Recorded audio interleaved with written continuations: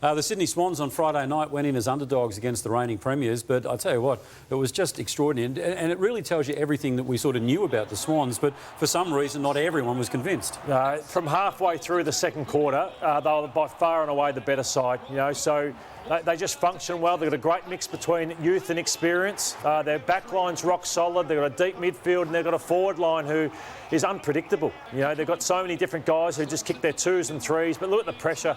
They've been the number 2 contested ball side for most of the year. They're the number 1 forward 50 pressure side now, and they overwhelmed Melbourne in the end. Some of the mistakes here were made by Melbourne time and time again. Yeah, and they conceded 70 points off turnover Melbourne. They're most for the year. But this stuff here, I think Brian Taylor would call them a team of desperados. It was a great call because that's what it was. Fox involved again, and here's the final siren moments. And that man, Tom Papley, has had an extraordinary year and was influential once again. We'll get to that match-up shortly.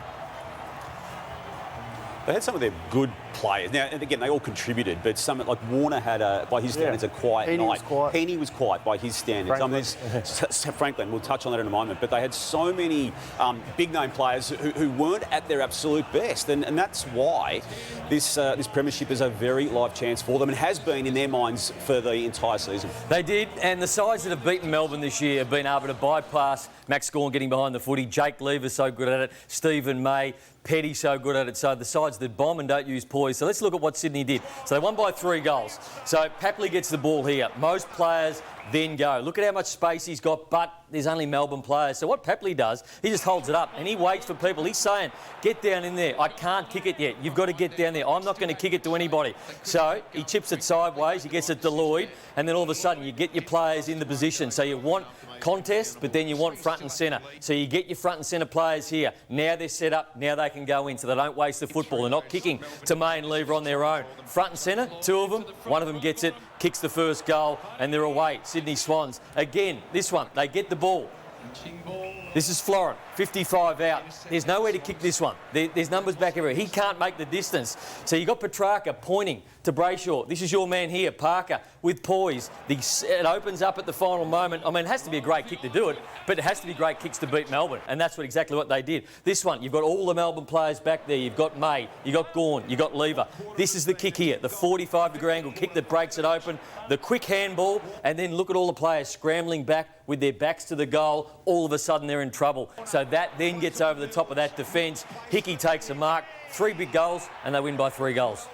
Oh, Nathan's hit finals form, I think. It's good. He's in good form, as is Tommy Papley. And the difference he's made since he came back into that side, he missed the first number of weeks for them. And they were OK. They were a solid side. They had some good wins, but they also had some bad losses, Kano. But his ability now to be a midfield forward or forward midfielder, it's completed. This goal here, I mean, that's something out of nothing. Hibberd didn't do anything really wrong there. That was just a freak performance from a star player. So, yeah, he's been awesome centre bounce forward. And he started the centre bounce, didn't he? Yeah, the first contest. Is there anyone with better energy in the AFL at the moment? I mean, when they were under the pump early, he was the one player with extraordinary energy, bringing the ball to ground against bigger opponents.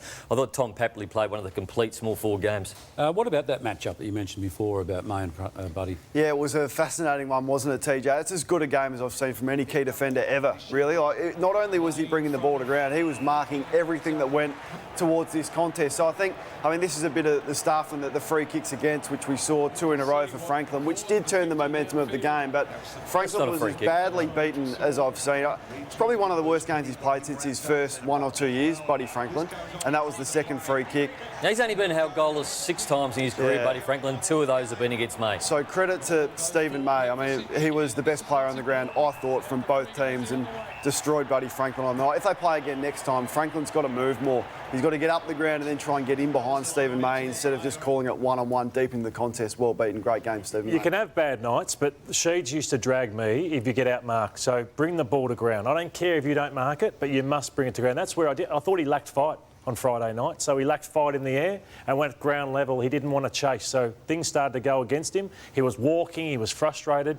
So as a champion player, I'd be strong with him, with John Longmire, really strong after sort of his body language, and he lacked fight. That period where Sam Reid kicked 2 goals and Buddy was off the ground, I mean, what does that say to you in that context of that game being won? Well, again, and also going forward for next year. So they've committed to him, but I'd be taking what's in front of him. He either retires or take what Sydney offer because Logan McDonald also has to be played every game next year as well.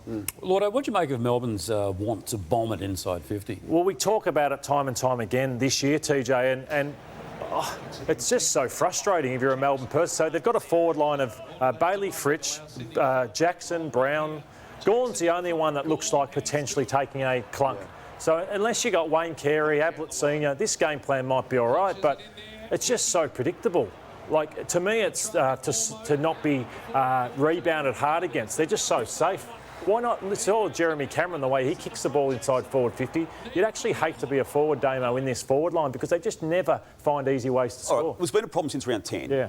How do they fix it in the space of a week now? Well, why don't they ever look to lower their eyes? Why do they just always go long down the line? Like, to me, they've got a forward line with Melsham and Fritsch, Spargo.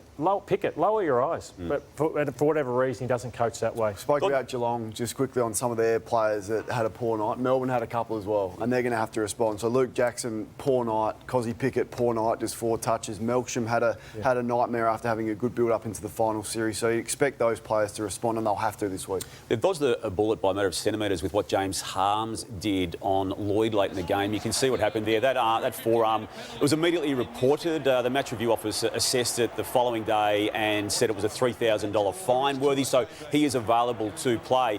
This is the interesting one. Christian Petrarca, first quarter, contact with Buddy Franklin, has got both a corky and a hairline fracture of the fibula out of that. And Alan Richardson, the football operations boss, yesterday said that he's going to play through it and it's no danger. But TJ, a fractured leg going into an elimination final. Well, we're not medicos, but no, we're not. it is on face value. It seems odd that you go in with a fractured leg, as you say, and they don't seem overly concerned about the prospect, which would seem apparent, of making it an even worse fracture. They may say it's not going to improve in a week. It's a knockout final.